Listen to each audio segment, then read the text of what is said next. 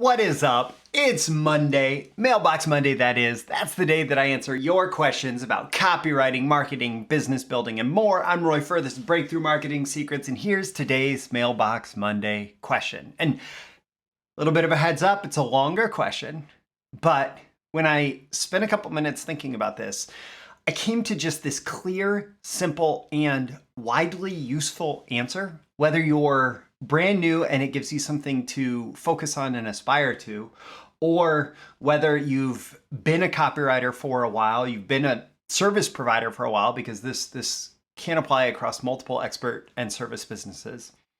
If you've been in it for a while, this may help you refocus your efforts towards achieving more success and having a business that feels more effortless in terms of the success that you're generating and requires less hustle and grind in order to be successful. So the question that I got is from, we'll go with the first initial K. It says, "Hi Roy, I've been a copywriter for about 10 years. 7 years it was a side hustle while I had babies and taught at a small college. For the last 3 years, I've been working as a copywriter and brand strategist full time. I've had some mentors along the way, and they showed me that it was possible to actually generate a good income through my writing.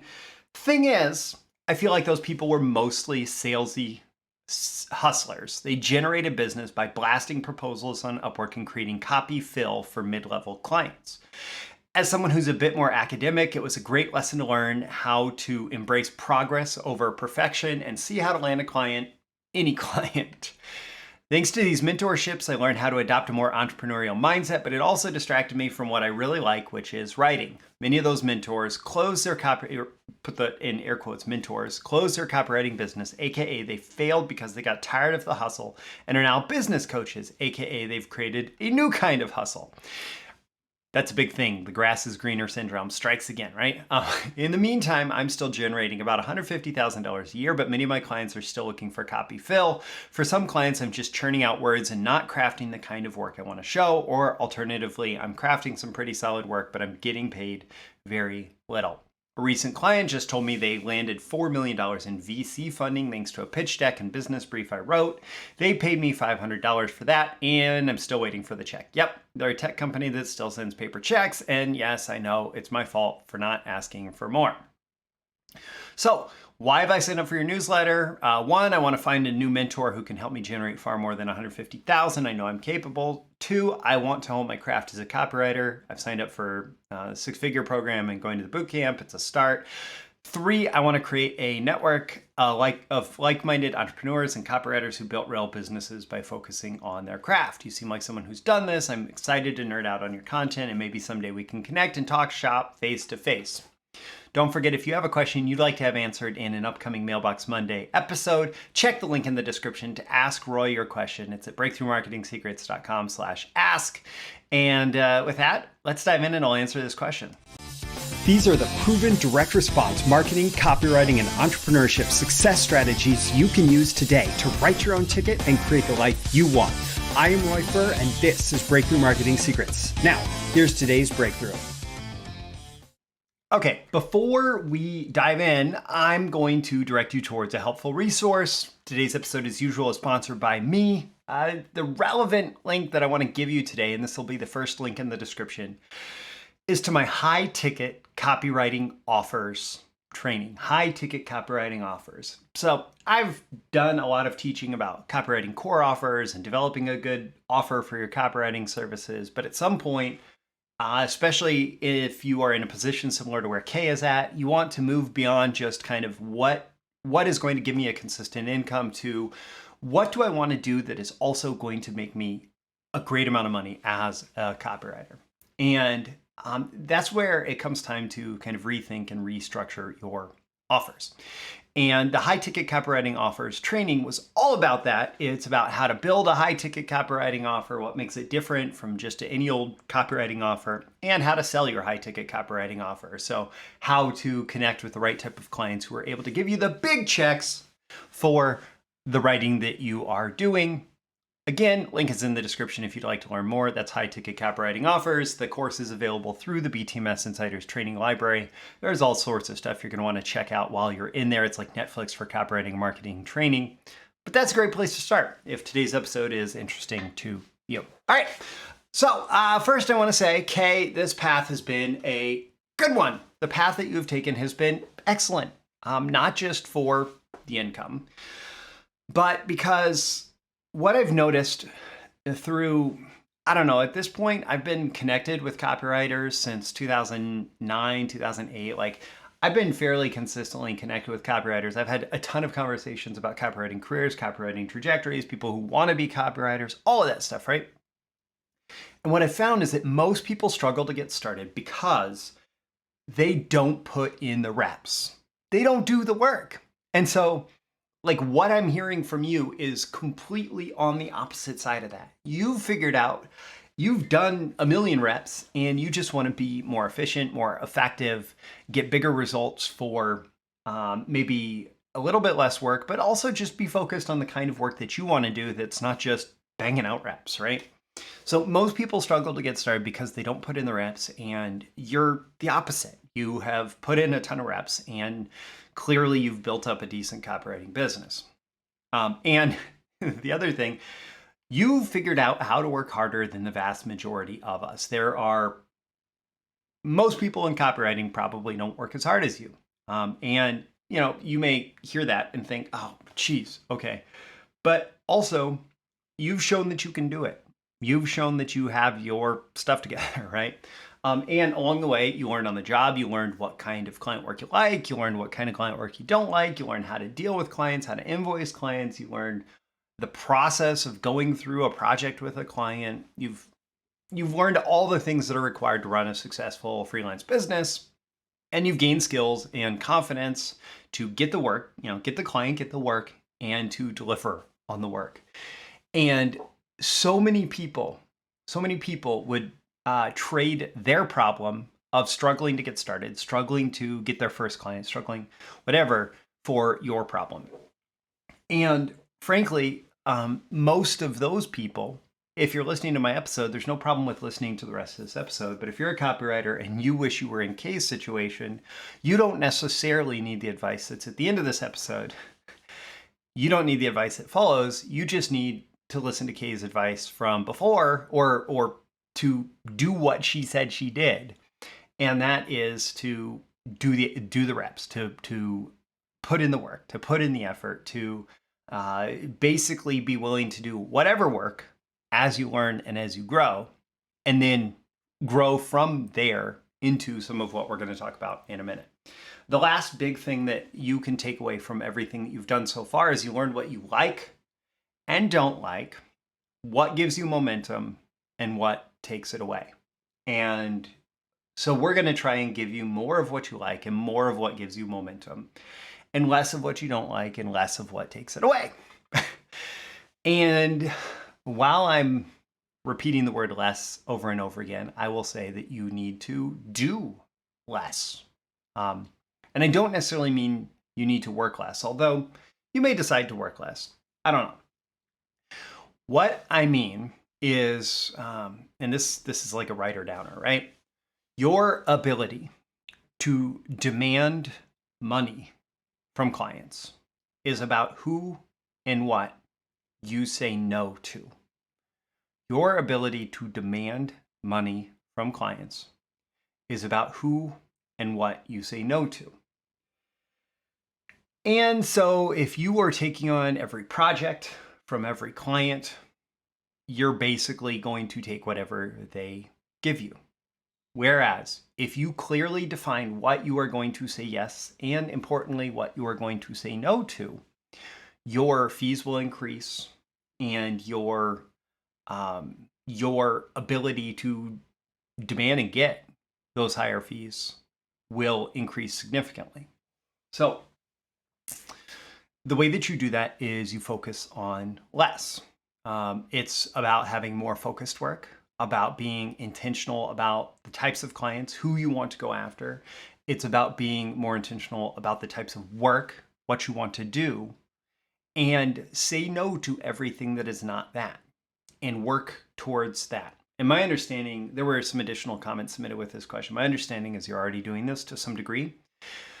You need to know that that is the right path, even in the interim, as you're kind of switching paths, when some days it may not feel like it, you need to find your sweet spot and aim there and build your reputation around that, not for doing everything. So for example, you could be the copywriter just pulling something out of the question. You could be the copywriter that specializes in building pitch decks for multi-million-dollar, stage A investments or something like that. Like whatever the appropriate early stage investments in startups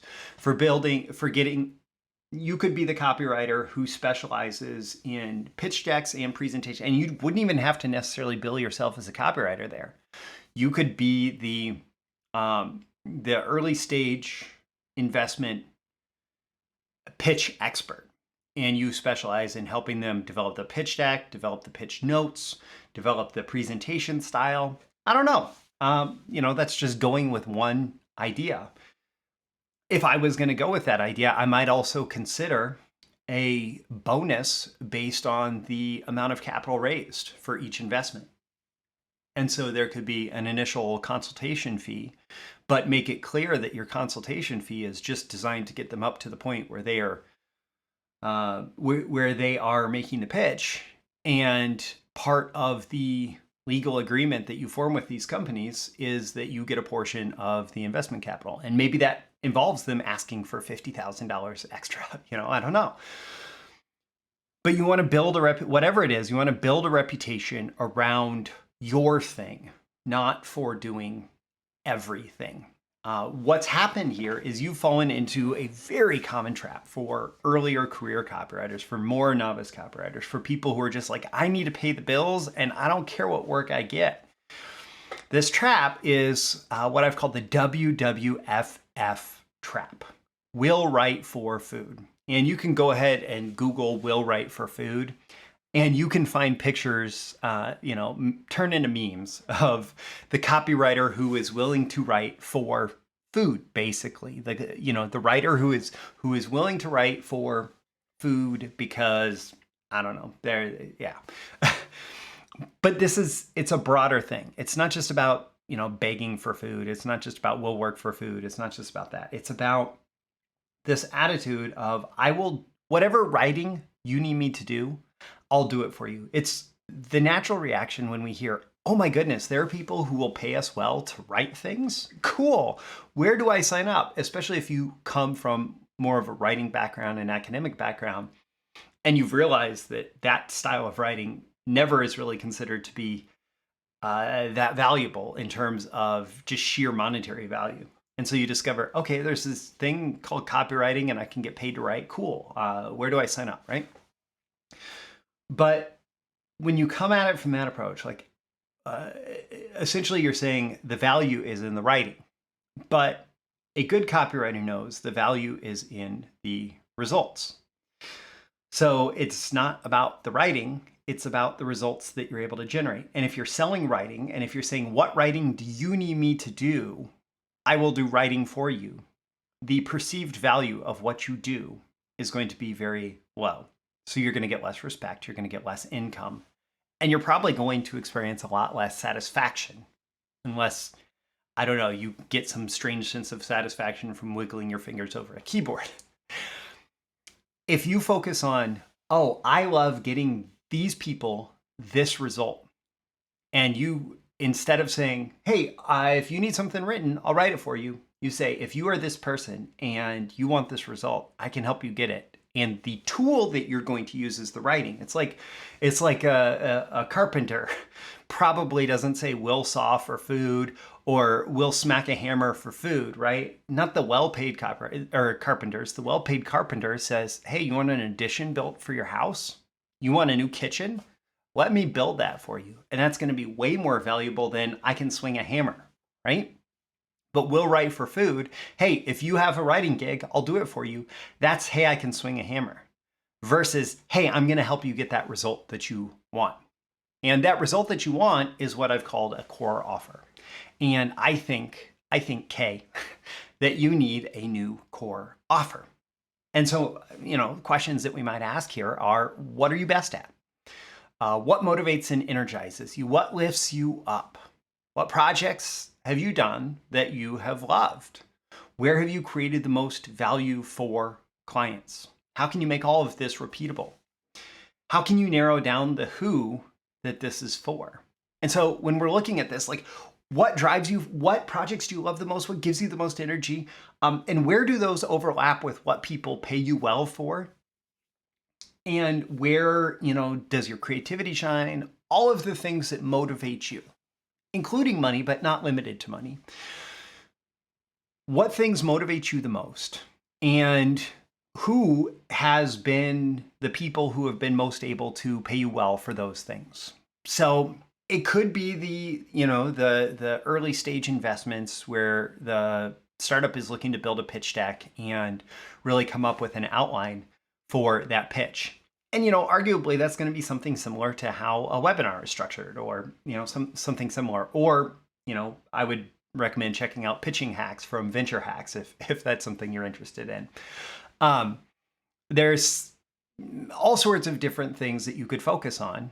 The question is, where do you feel like you are being lifted up by the work? Where do you feel like you are motivated to start the work every day and getting paid well? And that becomes your core offer.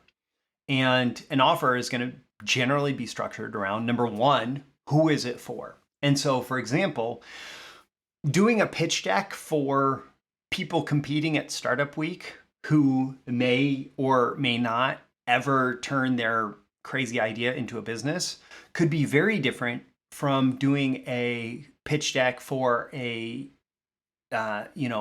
cash flow positive business that's doing at least $1 million per year in revenue and who's ready for a 7 to 8 figure investment.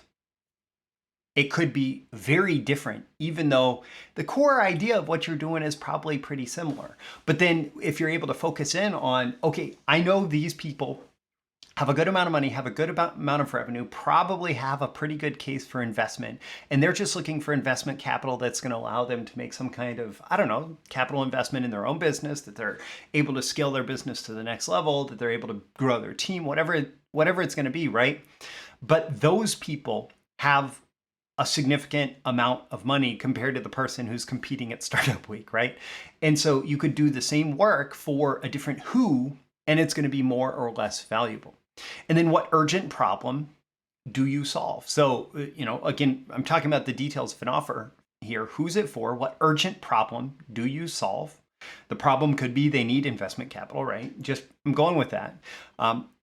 What unique solution do you provide? And so you provide the pitch deck plus the structure of the pitch plus coaching on the presentation of the pitch, etc. So you have some unique solution to that is based in you and your expertise and your experience. Maybe those were the projects you love the most, or maybe your projects that you love the most, or something else completely, right? But it's about who it's for. Should be somebody with money. What urgent problem do they have that they want to invest in a solution to that you solve? What unique solution can you provide? And how do you connect with them? How do you connect with that person? And your process is what will take you to the next level. So you go from this, hey, I will write for food, right? To I have a process to help low 7-figure